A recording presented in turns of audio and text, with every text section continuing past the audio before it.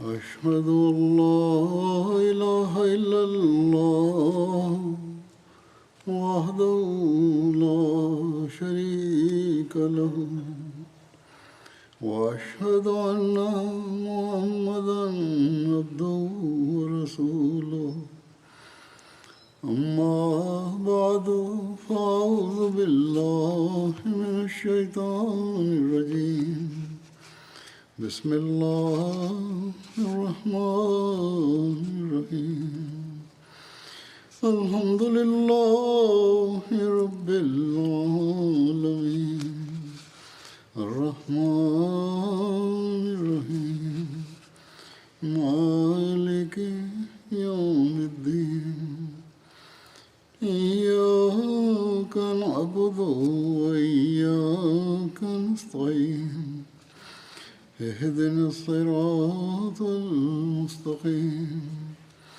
صراط الذين أنعمت عليهم غير المغضوب عليهم ولا الضالين.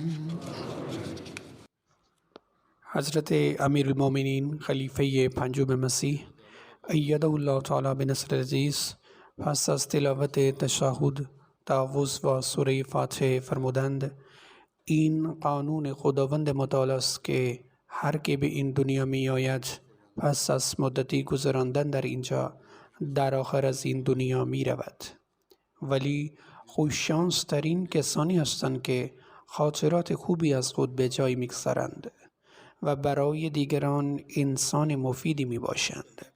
کسانی که با اعمال خود نشان می دهند که ایمان خود را بر دنیا ارجحیت داده‌اند و همیشه سعی می کنند که به احکام خدا و رسولش عمل کنند و در جهت تحقق هدف بیعت خود با امام زمان حضرت مسیح موعود علیه السلام تلاش می کنند.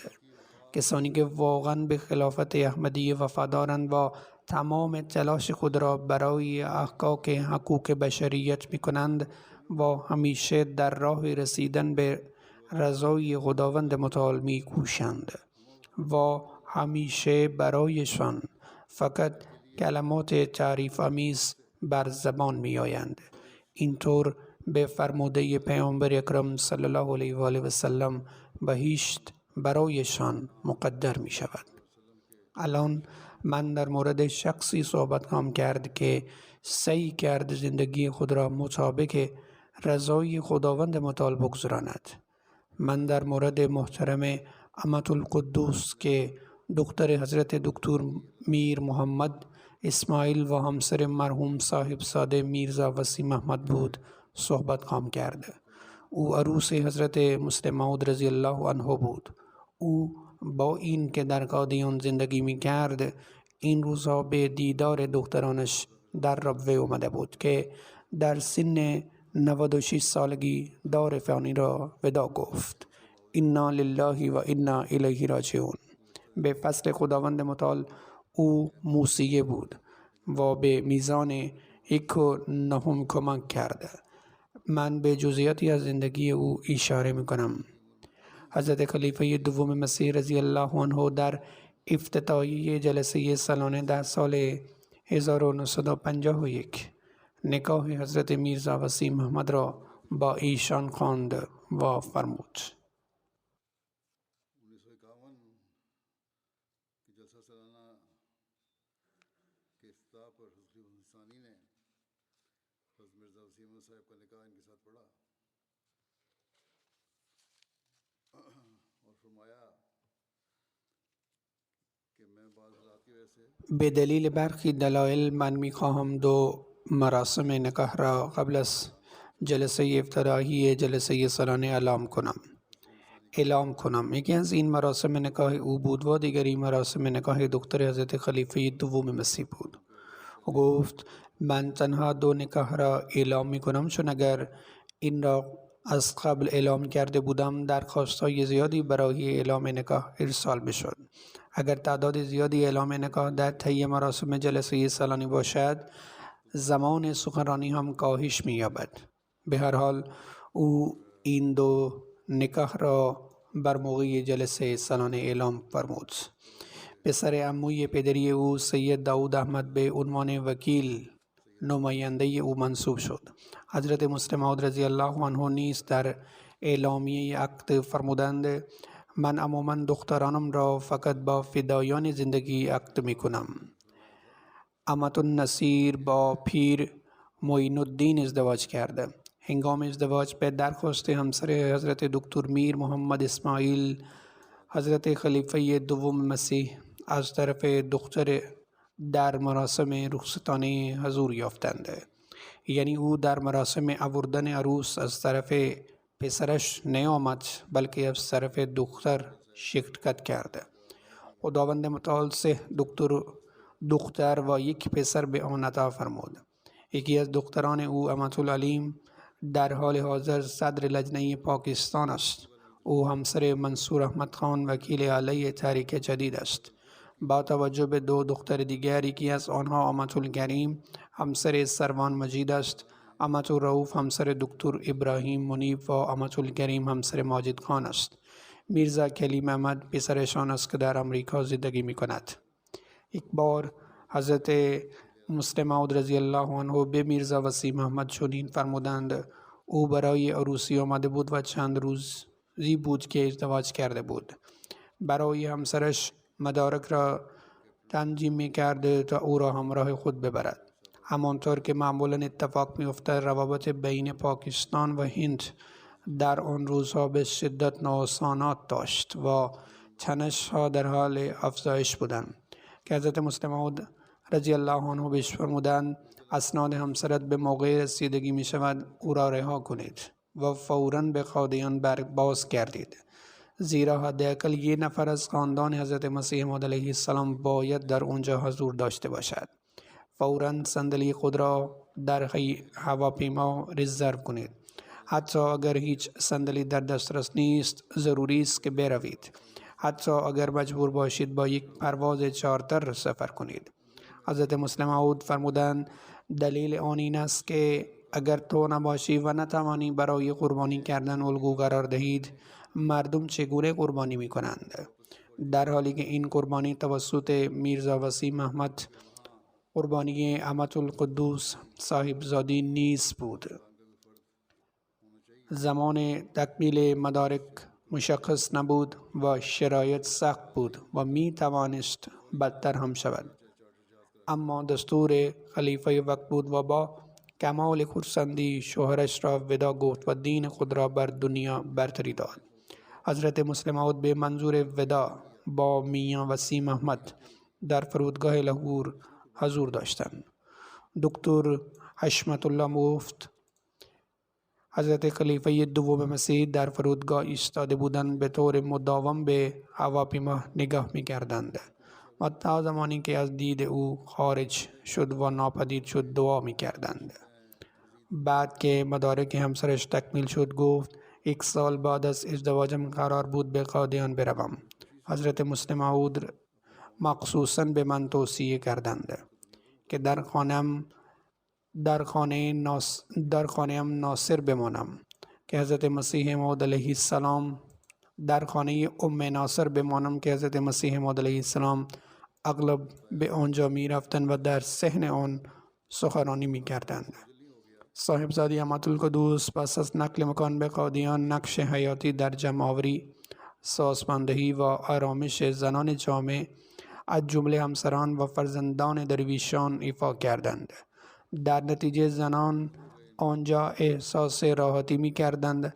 نامه‌های بیشماری از همسران و دختران درویشان در آنجا دریافت کردم. حضرت خلیفه چهارم مسیح پس از مهاجرت به لندن اولین خطبه را در تاریخ 4 مه 1984 ایراد فرمودند. در آنجا احمدیان جهان را با سخنان حضرت مسیح موعود علیه السلام: من انصاری الله، یاوران من در راه خدا کیستند، خواند و از برنامه‌های گسترده‌ای برای تبلیغ اسلام اعلام فرمودند. او همچنین اعلام فرمودند که نیاز به یک مجموعه بزرگ برای این اهداف وجود دارد. نیاز به ساخت دو مرکز جدید برای اروپا وجود دارد، یکی در انگلستان و دیگری در آلمان. بدین منظور خداوند متعال از فضل خود مال را عنایت می کند و مردم را به مشارکت در این امر تشویق کرده. زنان قادیان بار دیگر با شور و وفاداریت تمام به این فراخوان پاسخ دادند. صاحبزاده احمد القدوس به عنوان سرپرست لجنه هندوستان در گزارش خود خاطر نشان کرد که پس از شروع این فراخوان به فضل الهی لجنه اماء الله هند ندای حضرت خلیفه چهارم مسیح را پاسخ دادند و با آرای جواهرات و پولی که داشتند با تمام وجود شرکت کردند. وی صاحبزاده احمد القدوس اولیه جواهرات خود را اهدا کرد. چنانچہ قادیان کی لجنہ نے ایک مرتبہ پھر والہانہ لبیک کہا اور صاحبزادی احمد القدوس صاحب صدر لجنہ بھارت تھیں.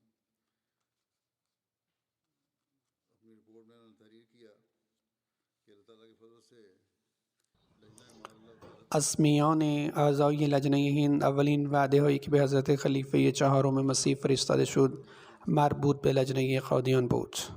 پس از آن در خطبه جمعه دهم هفتم در مرداد 1363 حضرت خلیفه چهارم مسیح از لجنه قادیان یاد کردند و فرمودند: من گزارشی در مورد لجنه قادیان دریافت کردم و منتظر این بودم، زیرا هنگامی که قربانی های فراخوان تحریک جدید آغاز شد زنان قادیان قربانی های بی نظیری ارائه دادند. اکنون تعداد کمی زنان باقی مانده‌اند، اما به هر حال چه تعدادی هم باشند من همچنان منتظر خبرهایی از سوی آنان بودم، زیرا حق آنهاست که در زمینه قربانی به جلو بروند، زیرا این حق آنهاست که در میدان فداکاری پیشتاز بمانند و همانطور که در آن زمان نام قادیان را بلند کرده بودند اکنون نیز باید بالا ببرند. پس الحمدلله از آنجا هم گزارش به من رسیده است. صدر لجنه از هند به من خبر می‌دهد که وعده های لجنه و ناصرات قادیان برای مراکز جدید را در تاریخ 16 ژوئیه به خدمت آن حضرت ارسال کرده است. او نوشت که خطبه های آن حضرت اشتیاق شدیدی را در زنان ایجاد کرد و به فضل الهی هر چه داشتند اهدا کردند، اما هنوز اشتیاق آنها کم نشده است. آنها به اندازه علاقه‌مند هستند که اگر چیز دیگری داشته باشند آن را نیز در راه خدا تقدیم می کنند.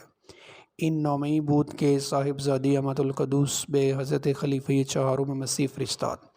در سال 1991 حضرت خلیفه چهارم مسیح به قادیان هندوستان سفر کردند و فرمودند: در مورد تمام لجنه های هند نمی توانم این را بگویم، اما به فضل الهی می توانم در مورد لجنه قادیان بگویم که آنها نمونه های بی نظیری از فداکاری های مالی را به نمایش می‌گذارند. جماعت قادیان بسیار فقیر است. با این حال همیشه شاهد بودم که وقتی درخواستی می شود بانوان و دختران اینجا با غیرت و اشتیاق فراوان جلو می آیند که گاهی دلم می خواهد ایشان را متوقف کنم و بگویم بس است، شما بیشتر از این توان ندارید. راستش من در کنار شادی نگران آنها هستم، اما فکر می کنم کسی که برای او این فداکاری ها را انجام می دهند او به خوبی می داند که چگونه به آنها پاداش نیکو بدهد. همین خداوند از فضل خود در آینده به آنها هم در ایمان و هم در روزی دنیاوی فراوان عطا می کند. سپس می گویند یک بار هنگامی که برای مراکز اعلام کردم دختران احمدی صندوق های پولشان را شکستند و چند سکه ای را که از پس انداز کرده بودند به خاطر دین اهدا کردند. سپس فرمودند پروردگار ما چقدر مهربان و جلیل است. گاهی بدون هیچ عشق و شوری حتی میلیون ها روپیه به او تقدیم شوند رد می کند و آنها را نمی پذیرد، زیرا ارزشی ندارد. اما وقتی فرد صمیمی اما فقیر تمام پولی را که دارد از روی عشق تقدیم می کند، با عشق و محبت بیشتری آن را می پذیرد.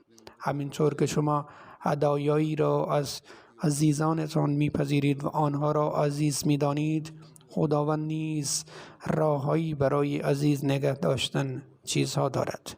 من می دانم و مطمئن هستم که از این طریق خداوند حتی یک مقدار ناچیز پول را هم ارزش قائل شده است. مسلم माऊद ने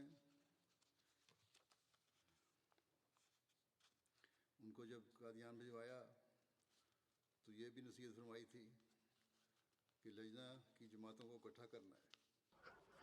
این اقتباس از سخنرانی حضرت خلیفه چهارم مسیح به لجنه در جلسه قادیان بود. هنگامی که حضرت مسلم موعود او را به قادیان فرستاد و به او توصیه کردند که لجنه های جماعت های مختلف را جمع کند، وقتی به آنجا رفت به عنوان مسئول کل قادیان منصوب شد. سپس در سال 1955 او به عنوان صدر لجنه محلی منصوب شد. سپس به عنوان صدر لجنه هند انتخاب شد. در سال 1959 میلادی هیچ کسی دیگر به عنوان صدر لجنه محلی قادیان انتخاب شد و او به عنوان صدر لجنه هند به کار خود ادامه داد.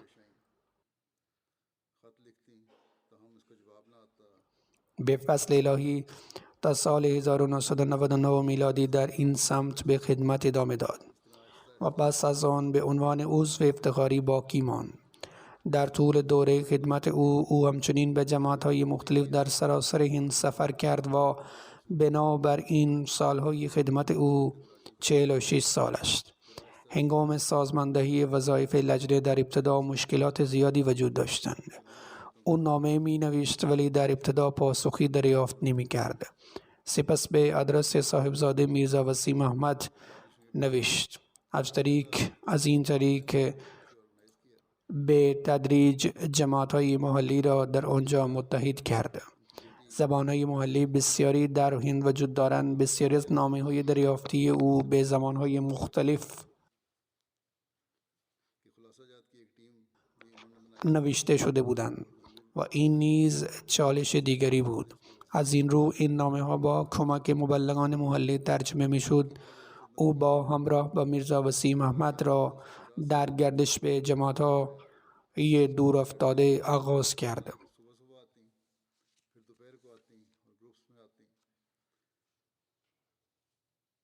भारत में जिन बच्चियों ने FA या FSC किया होता था तो पढ़ाई से वक्फे के दौरान वो 3-3 माह कादियान में रिहाइश इख्तियार करती।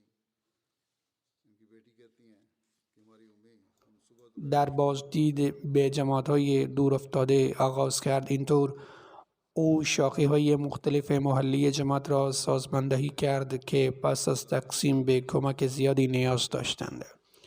دختر شمعت العلیم می نویسد در زمان حضرت خلیفه چهارم مسیح نیز تیمی ساخته بود که وظیفه خلاصه نویسی نامه‌های دریافتی از هند را بر عهده داشت.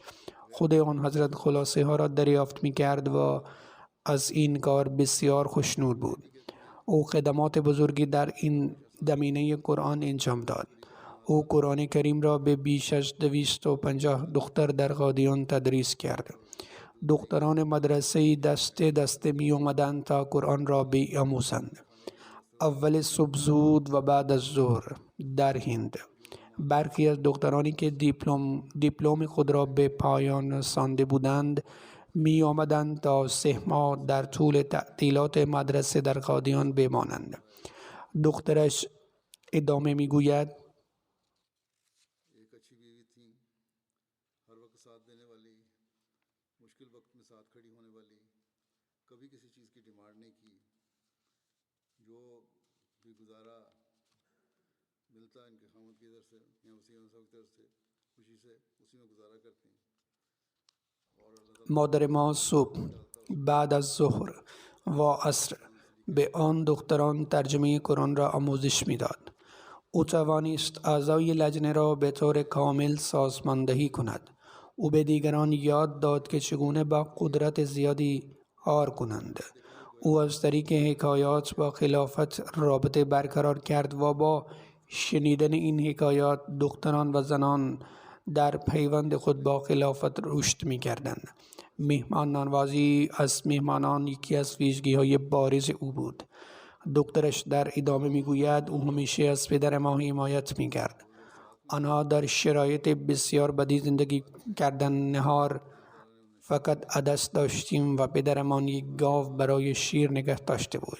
هر وقت مهمان می آمد هرچه آماده کرده بود بدون هیچ تردیدی تقدیم می کرد. او همچنین با توجه به فصل سال نوشیدنی یا چای به مهمانان هدیه می داد.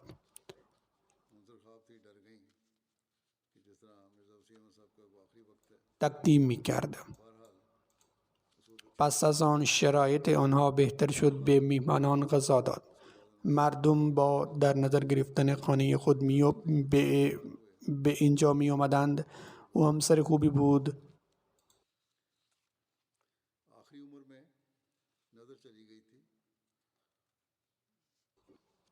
در همه حال حتی در مواقع سختی حمایت می کرد.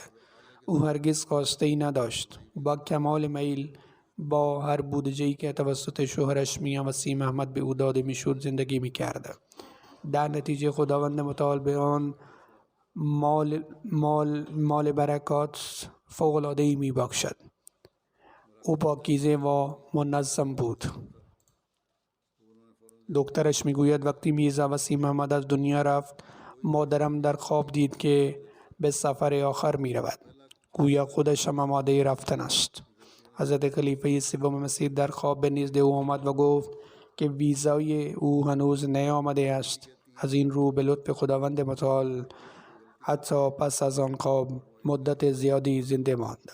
در سال 2007 میلادی میرزا وسیم احمد بیمار شد، اما اندکی بعد خداوند متعال سلامتیشان را به او بازگرداند. پس از بهبودی او قصد داشت که جماعت‌های محلی جماعت در حیدرآباد بازدید کند و همسرش را نیز با خود ببرد.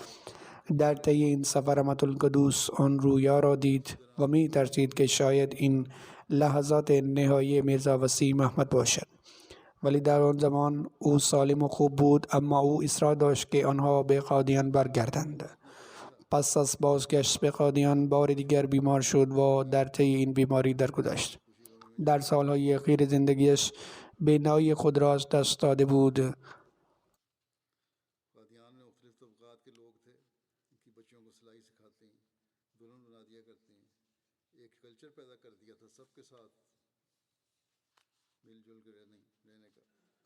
و از یک دستگاه شنوایی استفاده می کرد. در نهایت حس شنوایی خود را نیز از دست داد، اما با وجود این با رضایت سپری کرد و هرگز ناسپاسی نکرد. هرگاه کسی در مورد سلامتی او جویا می شد همیشه در جواب می گفت حمد و ستایش مخصوص خداست. همانطور که قبلا اشاره کردم او فوراً تمام زیور آلات خود را به تأسیس 2 مرکز جدید برای جماعت در اروپا اهدا کرد.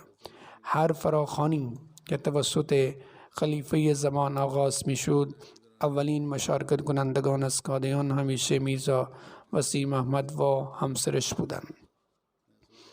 دخترش میگوید اگر یک اشتباهی در حین تلاوت قرآن کریم داشتیم، حتی اگر مادرمان در یک اتاق دیگر بود، از هر کجا که بود اشتباه ما را اصلاح میکرد. انگار قرآن کریم را حفظ کرده بود. حتی اگر این گونه نبود او به دلیل تلاوت منظم قرآن کریم توانست آن را به خوبی حفظ کند. هنگامی که میرزا وسیم احمد اعتکاف انجام میداد او غذا برای او و همچنین برای فقرای اعتکاف میفرستاد. علاوه بر این غذا را نیز به دختران مدارس خوابگاهی و مبلغان محلی میفرستاد. آنقدر نسبت به دیگران اینقدر توجه داشت که فرقی نمی کرد مریض، تب یا هر حالت دیگری داشته باشد حتما در مراسم شادی یا غم آنها شرکت می کرد. در قادیان مردمی از رده‌های مختلف بودند. خیاطی را به دختران آموزش می داد و عروس‌ها را در روز عروسی آماده می کرد. او فرهنگی ایجاد کرده بود که در آن با همه دوستانه زندگی می کردند و در سال 2005 لجنه در ربوه ساخت سرای مسرور یک ساختمان بزرگ است. برای این فراخوان به جای کمک به نام پھر اپنے بچیوں کو نصیحت کی بچوں کو کہ نماز اول وقت خود 100,000 روپیه به نیابت از شوهرش اهدا کرده. دخترش در ادامه میگوید پس از تقسیم در حالی که در رتن باغ لاهور و سپس در خانه های گلی ربوه بود برای حضرت اما جان قرآن میخواند. حضرت امان جان نیز به ملفوظات سخنان حضرت مسیح موعود علیه السلام از شخصی گوش میداد و او فرصت می‌یافت که آن را نیز برای او بخواند. دختر کوچکترش اماتوروف میگوید شهچی عطرالدین در بیت الریاضت اتاق کترات سرخ و در اتاق بزرگ حضرت اما جان آقای حافظ میماندند. پس از آن بهایی عبدالرحیم نیز در آنجا ماند. هرچه در خانه پخته میشد برایشان میفرستادند. پس از پایان یافتن ساعت ملاقات زنان در بیت الدعا زنان وارد خانه می شدند. خانه همیشه باز بود و محدودیتی برای بازدید وجود نداشت. زنگ در هم نبود و زنان به راحتی می توانستند وارد شوند. وی در ادامه می گوید وقتی میرزا وسیم احمد از دنیا رفتند و انعام غوری به ناظر اعلی منصوب شد، مادر ما اطاعت کامل داشت و طبق روال صحیح برای همه چیز درخواست می‌فرستاد. او اعانه وصیت و سهمی از ثروتش در زمان حیاتش پرداخت کرد. او همچنین جزو دفتر اول فراخوان تحریک جدید بود. به فرزندان خود توصیه می‌کرد که نماز را در اول وقت بخوانند، زیرا اولین چیزی که در روز قیامت به حساب می‌آید نماز است. اگر حساب نماز صاف است پس چه باک است؟ او همچنین میگوید او مراقبت از بسیاری از دختران میکرد. او نه تنها آموزش بسیار خوبی به آنها داده بلکه نحوه تلاوت قرآن کریم ترجمه آن را به آنها آموخت و برای ازدواج آنها نیز ترتیب میداد. مردی بود که به همراه دخترش احمدی راست بهار رانچی پذیرفت. او بسیار مسن بود. دخترش را نزد مادرم آورد و گفت نمیدانم چه قدر زنده خواهم ماند. پس از مرگ من برادران این دختر او را خواهند کشت. بنابراین از شما میخواهم که او را تحت مراقبت خود قرار دهید. در آن زمان دختر تقریبا 25 سالش بود. او ادامه میدهد در آن سن مادرم با وجود این که دختر زبان نمیدانست و بی سواد بود قرائت قرآن و ترجمه آن را به او آموخت. او هم ترتیب ازدواج او را داد. در روزهای اولین او امکانات بسیار کمی داشت. وقتی یه درویش قرار بود دختر ازدواج کند، مادرم جواهرات خودش را قرض میداد و به عروس میگفت تا زمانی که دوست دارد میتواند آن را استفاده کند و بعد آن را پس بدهد. سپس به دختر درویش دیگر که ازدواج میکرد بهش داده میشد. این گونه بسیاری از دختران از جواهرات او بهره مند میشدند. زیرا در اوایل دوران سختی اوضاع دراویش چندان خوب نبود، اما بعدها که فرزندانشان به خارج از کشور رفتن و شروع به کسب درآمد کردن شرایط آنها بهتر شد. وقتی آنها بزرگتر شدند و تمام پس‌اندازهایی به خاطر نام بودن خانه‌های خودشان بهش به طور امانت می‌فرستادند. او میگوید مادر ما کابینیتی داشت لیکن خوشی سے سارے کام سر انجام دے رہی ہوتی تھی. کابیناتی داشت که تمام امانتها را در آن نگه می داشت، چه جواهرات، چه پول یا چیز دیگری. او میگوید چیزهای مختلفی را دیدم که برای حفظ امنیت نزد او نگهداری می شدند. هر وقت کسی می آمد امانت را پس بگیرد به من می گفت از کجای کابینه آن را پس بگیرم. سپس ابتدا شخصی که امانت به او بازگردانده می شد می خواست آن را در مقابل او باز کند تا بررسی کند و مطمئن شود که همه چیز موجود است، و تنها زمانی که فرد تایید می کرد که همه چیز موجود است راحت می شد. همه دراویش از خانواده‌های خوب بودند، ولی در آن زمان چون فقر وجود داشت برخی از دختران پس از اتمام تحصیلات ابتدایی به ادامه تحصیل می پرداختند، اما برای دیگران که ادامه تحصیل نمی دادند آنها را برای انجام کارهای لجنه به اداره فرا می خواند تا زمان ازدواجشان بیکار ننشینند. از آنجایی که دفتر رسمی وجود نداشت، او یک دفتر کوچک در خانه خود ساخته بود که در آنجا کارهای مدرسه را نیز انجام میداد. در آنجا شلوغ زیادی بود، اما او با خوشحالی کار خود را انجام میداد. او به هر دکتری که برای کار به آنجا می آمد خیلی مهمان نوازی می کرد. اگر وقت غذا بود غذا به آنها می دهد. در غیر اون صورت به آنها چای ارائه می کرد. همینطور او در همان زمان به دختران یاد میداد که چگونه سفرهشان را بچینند و می گفت که اکنون باید یاد بگیرم تا وقتی در خانه های خوب ازدواج کردند هیچ کس نتواند آنها را نادان خطاب کند.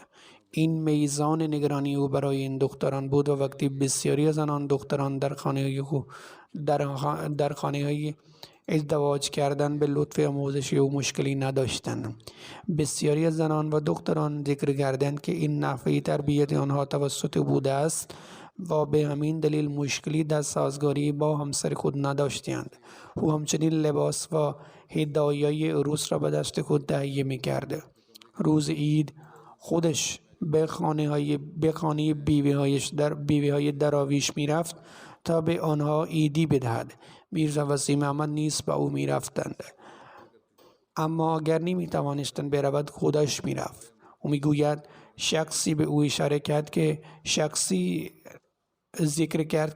در ربوه خانه بسیار مجللی ساخته است. گفت من با خدا در مورد یک چیز صحبت کردم، آن این خانه برکتی است که به من رسیده است، یعنی به او عطا شده است توانایی زندگی در قادیان و من به عنوان عروس خلیفه دوم به اینجا آمدم. این برای من بیش از اندازه کافی است، اما خواهش میکنم در بهشت خانه رفیع به من عطا کن. این ویژگی مؤمن است که نسبت به جذابیت های دنیاوی بی تفاوت است. او درباره حضرت میر محمد اسماعیل می نویسند از کودکی به نظافت و نفاست علاقه داشتم. میرزا صاحب اجازه نمی دادند جز من کسی اتاقش را تمیز کنم، زیرا همه چیزهای او را از قبیل یادداشت کتاب میگذارم. هر چیز دیگری درست به جایی که بعد از تمیز کردن بودند. به همین دلیل است که میگوید هیچ کس جز امت القدوس وارد اتاق من نشود. سپس هر وقت دختری امتحانات پایه دهم را تمام می کرد از آنها می پرسید برخی از دختران قرآن را از عبدالرحمن جت یاد گرفتن، آیا خواندن ترجمه قرآن را شروع کرده اند؟ او میگوید دختران هر وقت امتحان کلاس دهم را می دادند نزد مادرمان می آمدند و ترجمه قرآن را یاد می گرفتند. 3 کلاس در آن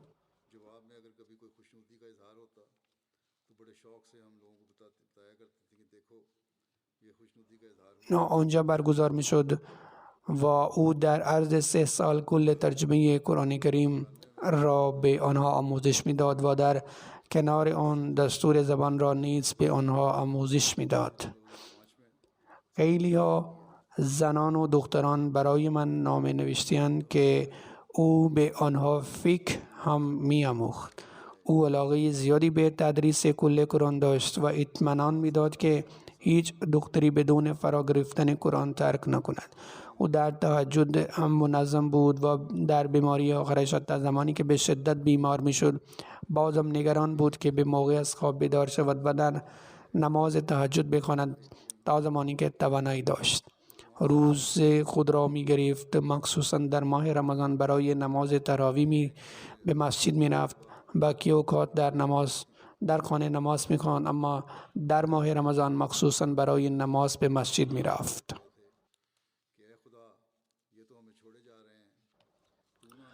او عشق عمیقی به خلافت داشت. او برای خلیفه وقت نامه می نوشت. دخترش می گوید اگر پاسخی مبنی بر خوشحالی دریافت می کرد با خوشحالی آن را با ما در میان می گذاشت تا به ما نشان داد خلیفه چگونه ابراز خرسندی کرده است. هنگامی که حضرت خلیفه 4 مسیح در سال 1991 به زیارت قادیان تشریف بردند، خودش اتاق ایشان را مرتب کرد. همینطور وقتی من در سال 2005 به قادیان رفتم، خودش اتاق ما را مرتب کرد و تمام برنامه ریزی ها را به عهده گرفت و تخت خواب را در میان چیزهای دیگر چید و این کار را با اخلاص بسیار انجام داد. بعد با وجود این که می گفتم غذای ما جدا پخته می شود اصرار کرد که یه وعده غذا در روز بپزد و می فرستاد و غذا را با دقت زیادی می پخت و می گوید بعد از فوت پدرم مادرم نماز می کند و گریه می کرد. در همان حال همان سخنی را تکرار می کرد که حضرت احمد جان در رحلت حضرت مسیح موعود علیه السلام فرموده بودند خدایا او از ما جدا می شود ولی تو ما را رها نکن. او میگوید من شاهد اجابت این دعا هستم و مطمئنم که پس از آنجایی که دختران در پاکستان ازدواج کرده بودند چندین ویزای ورود و خروج دریافت کردیم و او قادر به آمد و رفت شد و از این راه احساس تنهایی نمی کرد. پسرش میگوید بیشتر مهمان ها می اومدن و در دارالمسیح می ماندن و مادر ما بچه های 11 و 12 ساله را آموزش میداد که چگونه آب گرم را به اتاق برسانند و چگونه به نیازهای مهمانان رسیدگی کنند. همینطور میاں وسیم احمد با مقامات دولتی ارتباط داشت و از این رو جماعت را به همسران آنها معرفی میکرد و سپس به آنها در تماس بود. ستنام سینگ باجوه یک سیاستمدار برجسته‌ای در آنجا بود. तो कहते हैं हम बच्चों के जायद कपड़े जो थे सारे बच्चे गए हुए थे साथ तो इन लोगों को दे दिए ताकि अपना तन ढांक सकें क्योंकि پس از تقسیم به هند نقل مکان کرد از پدر پرتاب سینگ باجوه بود که این روزها نماینده مجلس از پسرش میگوید همسرش هم به خانه ما سر میزد و حتی وسایلش را نزد مادر ما نگه می‌داشت. یک بار چیزی را برای نگهداری داد و از صاحبزادی امت القدوس پرسید که آیا آن را باز کرده تا ببیند چیست. او پاسخ داد مال توست، چگونه باز کنم و نگاه کنم؟ شما باید آن را بررسی کنید تا ببینید خوب است یا نه، درست است یا نه، یا سر جای خودش است یا نه. او به فقرا مراجعه می کرد. او می گوید یک بار برای بازدید از روستایی در اودیشا رفته بود. او چیزی برای دادن به مردم نداشت. او در ادامه می گوید ما بچه ها هرچه لباس اضافه داشتیم همه بچه هایش با او رفته بودند به مردم دادیم تا خودشان را بپوشانند و در وضعیت بسیار فقیرانه و بدی هستند. چون سپس در ادامه می گوید قرآنی که مادر ما به دختران خردسال خواندن قرآن را آموزش میداد و ترجمه آن بر اساس ترجمه حضرت میر محمد اسحاق بود و این نسخه خاص از طرف حضرت اما جان بهش هدیه داده شده بود. फरमाया था कि कादियान के बाज़ारों में नहीं जाना, हिंदू बाज़ारों में, क्योंकि वहाँ के लोगों ने हज़रत मसीह मौऊद अलैहिस्सलाम को गालियाँ दी हुई हैं. ابراهیم منیب دوماد اوست و میگویند که پس از وفات میاں وسیم احمد 10 سال در قادیان زندگی کرد. دخترانش پس از بیماری سخت او را به ربوه آوردند. به فضل خدا ویزای او نیز تمدید شد، اما او همیشه قصد داشت برای مدت طولانی قادیان را ترک نکند. اگر از خلیفه وقت اجازه نمی گرفت نمیخواست بیشتر از چند ماه از قادیان دور بماند. در هر صورت او به من نامه نوشت و من هم به او نوشتم که می تواند تا زمانی که می خواهد بماند و به تمدید ویزای خود ادامه دهد. تنها پس از این بود که او برای مدتی در آنجا ماند. حضرت مسلم موعود رضی الله عنه هنگام عزیمت به قادیان به او فرمودند که به بازار قادیان که مربوط به هندوها است نرو، زیرا آنها به حضرت مسیح موعود علیه السلام فحش دادند. او چنان به دستور حضرت مسلم موعود عمل می‌کرد که حتی پس از بهبود شرایط و برخورد مؤدبانه مردم محل و بسیاری از احمدی‌هایی که در جلسه شرکت می‌کردند و نیز اعضای خانواده حضرت مسیح موعود علیه السلام به آنجا می‌رفتند، اما او 70 سال به بازار قادیان نرفت. در عوض او برای خرید به امرتسر می‌رفت. ابراهیم منیب میگوید زمانی که اهل قادیان به جماعت احمدیت به شدت مخالفت کردند روایت این واقع ناقض است. نوی او می نویسد کودکان قادیان او را نانی امی مادر بزرگ صدا می کردند و او مانند یک مادر بزرگ به همه عشق و محبت زیادی نشان می داد. او در ادامه می نویسد یک بار به دلیل ضعف در سلامتی استراحت می کرد. عصر چند بانوان از جماعتی دور به دیدار اومدند. उनको मैंने कहा जो औरतें आई थीं फ़ौरन चिट्ठी چون هیچ یک از بزرگترها در خانه نبود به آنها گفتم که او در حال استراحت است و آنها یادداشت کوچکی دادند و برای دعا تاکید کردند و رفتند. وقتی این مادر بزرگم از خواب بیدار شد به او اطلاع دادم که 2 خانم به ملاقات او آمده بودند. فوراً آن یادداشت را خواست و برایشان دعا کرد و سپس تلفنی به شخصی دستور داد و گفت هر نیازی را که در یادداشت ذکر شده است برایشان اجرا کنند. او سپس توضیح داد از عشق آنها مردم از جاهای دور می آمدند تا پدر بزرگ شما را ملاقات کنند و او هرگز اجازه نمی داد این گونه برگردند. بنابراین شما نیز باید میهمانان را گرامی بدارید و آنها را بنشینید و او می توانست به من اطلاع دهد. مادر بزرگم این را به شیوه بسیار محبت میز برای من توضیح داد که تا به امروز در خاطرم ماندگار است. نوه او سید حاشر می گوید از او درخواست کردم که به من توصیه کند زیرا مبلغ می شوم. او در حال حاضر در جامعه کانادا تحصیل می کند. او گفت تو از خلیفه وقت نصیحت بگیرید، پس نیازی به نصیحت تو ندارم. به سخنان خلیفه وقت با دقت گوش کن و به آنها عمل کن. او همچنین به من گفت که این دعا را بخوانم: رب کل شیء خادمک رب فحفظنی وانصرنی وارحمنی. تلفنی همیشه به من توصیه می کرد که وقف خود را به بهترین نحو انجام دهم و یاور واقعی خلافت شوم. بسیاری از غیر مسلمانان در تشییع جنازه او شرکت کردند و با عشق فراوان از او یاد کردند. از جمله آنها فتح جنگ سینگ بود.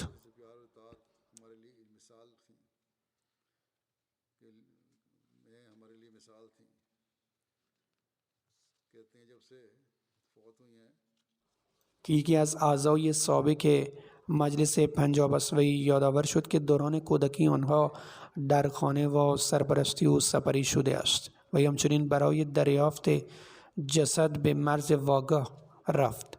گفت مثل این که برای بار دوم مادرش را دفن کرده. و در ادامه گفت وقتی خیلی کوچک بودند به خانه او سر می زدند و او به آنها غذا می داد و به خوبی از آنها مراقبت می کرد. مالا یکی از نوه هایش می گوید او در عشق و اطاعت از خلافت برای ما الگو بود. از زمانی که او درگذشت صدها نفر برای ابراز تسلیت تماس گرفتند و هر یک از او بسیار تمجید کردند.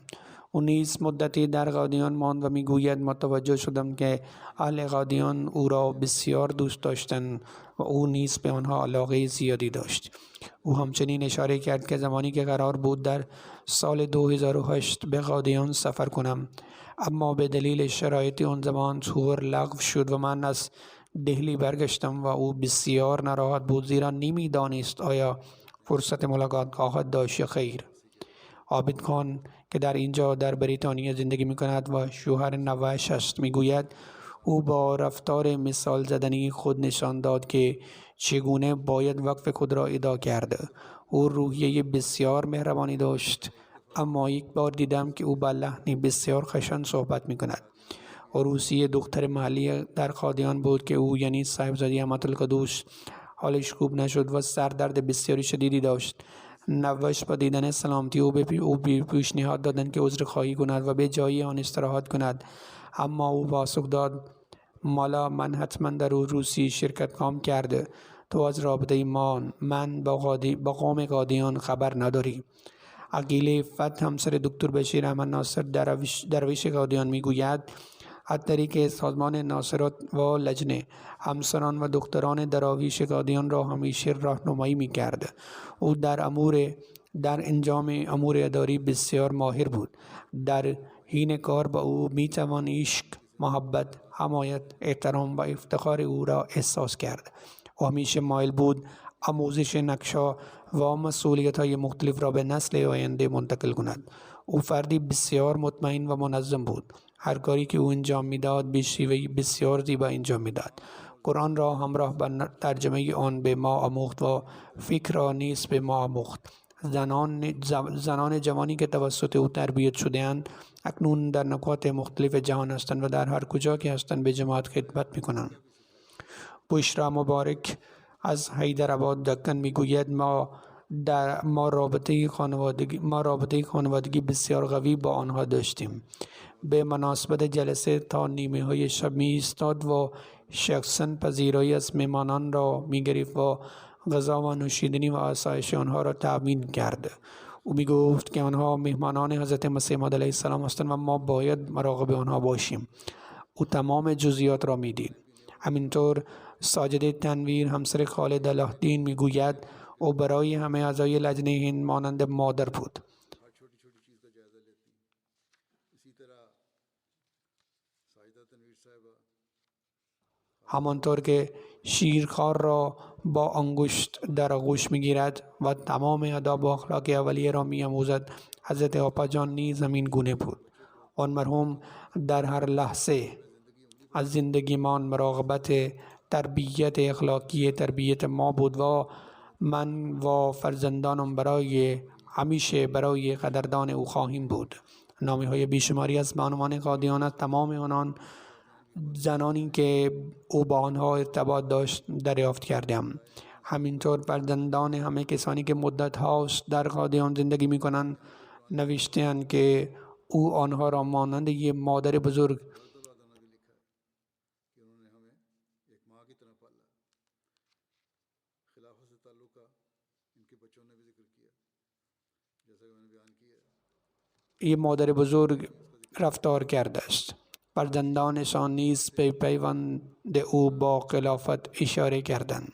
همانطور که قبلا اشاره کردم بانوان دیگری نیز به این نکته اشاره کردند. تواضع و وفاداری استثنایی که به حضرت خلیفه دوم مسیح داشت بعدها و با من نیز پیوند را حفظ کرد او یک نمونه بود.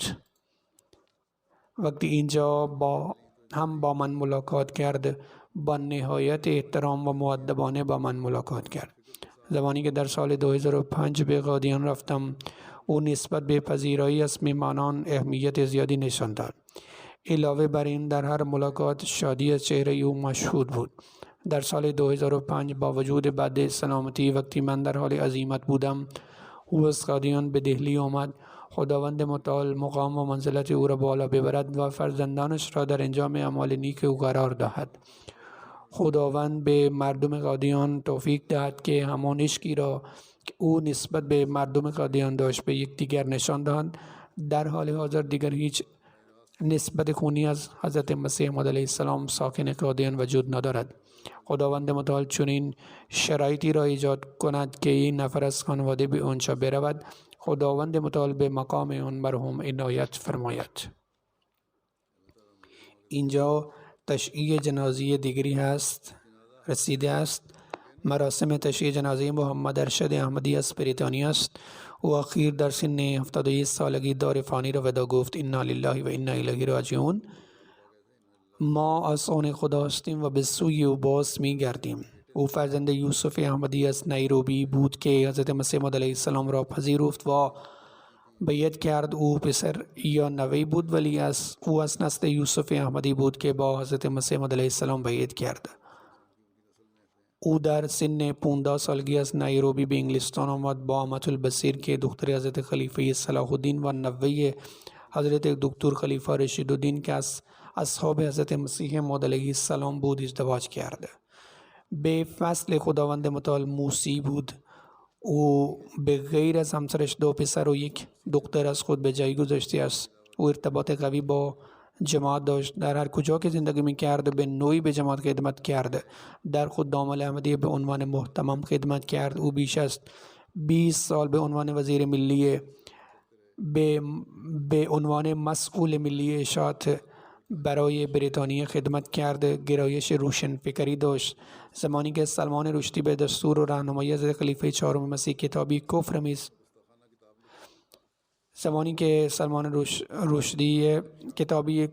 کفر آمیز نوشته، ایشان به راهنمایی حضرت خلیفه 4 مسیح پاسخ ردش نوشتند. در اقامه نماز جماعت منظم بود. از آنجایی که ما به اینجا نقل مکان کردیم او خانه‌ای در نزدیکی اسلام آباد خرید به این نیت که نماز بخواند با ما نماز بخواند. و نسبت به پیامبر اکرم صلی الله علیه و آله و سلم و حضرت مسیح موعود علیه السلام پیوند داشت. مرتب قرآن کریم را تلاوت می‌کرد. آن مرحوم علاقه زیادی به تبلیغ پیام اسلام احمدیت داشت. او در پرداختیانه منظم بود، با همه با محبت و علاقه ملاقات می‌کرد و سخنور بود. او فردی مخلص بود که با خلافت پیوند عمیقی داشت. حضرت خلیفه چهارم مسیح در مورد او فرمودند: ارشد احمدی را همیشه فرمانبردار فوق‌العاده‌ای یافتم که نظیر آن کمتر دیده می شود. هرچه به او میگویم بلافاصله میپذیرد. به خاطر این ویژگی او من برای او به و خانواده‌اش احترام زیادی قائلم. در واقع این اطاعت از خلافت پس از آن نیز ادامه داشت. من او را همیشه متواضع و مطیع خلافت یافتم. همیشه عزت و احترام جماعت را مقدم می داشت. خداوند متعال او را مورد رحمت و مغفرت خود قرار داد و خداوند به فرزندانش توفیق ادامه اعمال نیکش را عنایت فرماید. یکی از پسران او فداکار زندگی است. یک تشییع جنازه غیابی موجود است که مربوط احمدی جمال است که یک امریکایی افریقایی تبار بود. او در امریکا زندگی میکرد و اخیراً در سن 92 سالگی دار فانی را ودا گفت. انا لله و انا الیه راجعون. وی در سال 1930 به دنیا آمد و در سال 1951 به دست حضرت مسلم موعود بیعت کرد و در دهه 50 60 فرصتی یافته برای مسجد صادق شیکاگو قربانی مالی کند. او فردی بسیار متواضع و فروتن بود. او با جماعت و خلافت پیوند عشق و وفاداری داشت. او برای تماشای امتیه ابتدا یک آنتن ماهواره نصب کرد و سپس آن را به صورت آنلاین تماشا کرد. او مرتب به خطبه ها و خطبه های من گوش میداد. خطبه ها را با دوستان و بستگانش در میان میگذاشت و صرفاً به خطبه ها گوش نمیداد بلکه یادداشت برداری میکرد و درباره آن بحث میکرد. آن مرحوم 90 مایلی دورتر از مسجد زندگی میکرد، اما با وجود سن و سال و وضعیت نامناسب مرتباً برای نماز جمعه می آمد. او در پرداختیانه منظم بود و هرگز نیاز به یادآوری بار دوم نبود. او همچنین در سایر فراخوانی مالی شرکت کرد. او یک دختر دارد اما او عضو جماعت نیست. خداوند متعال برای آن مرحوم غفران و رحمت الهی قرار دهد و دعای خیرشان را برای دخترش قبول فرماید و توفیق پذیرفتن احمدیه داشته باشد. یک تشییع جنازه حاضر و 2 تشییع جنازه غیر حضوری است. بعد از نماز جمعه نماز میت را می خوانم.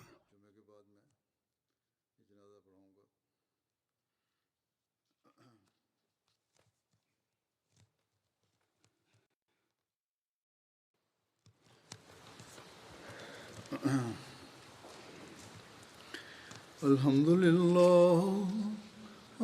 لله نحمده ونستعينه ونستغفره ونؤمن به ونتوكل عليه ونعوذ بالله من شرور أنفسنا ومن سيئات أعمالنا.